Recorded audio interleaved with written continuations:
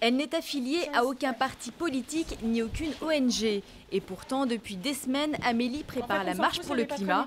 À 32 ans, cette spécialiste de la consommation responsable a passé le cap de la signature de pétitions sur Internet.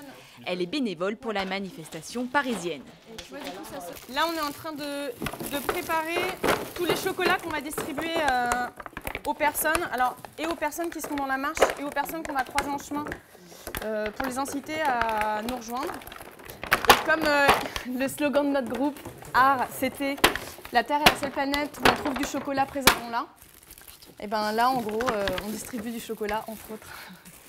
Direction Place de la République pour dérouler la banderole.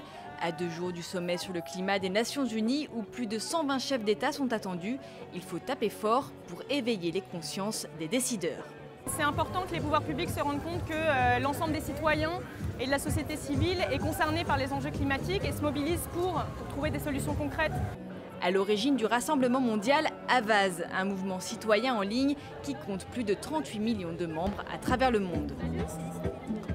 Aujourd'hui, le succès, c'est évidemment la mobilisation de Paris, mais c'est surtout une mobilisation mondiale dans plus de 158 pays, avec plus de 2000 organisations très différentes, des organisations religieuses, des syndicats, des organisations qui travaillent sur le climat, qui travaillent avec les réfugiés, vraiment une très grande variété d'acteurs, et ça, c'est le succès de ce qui se passe aujourd'hui.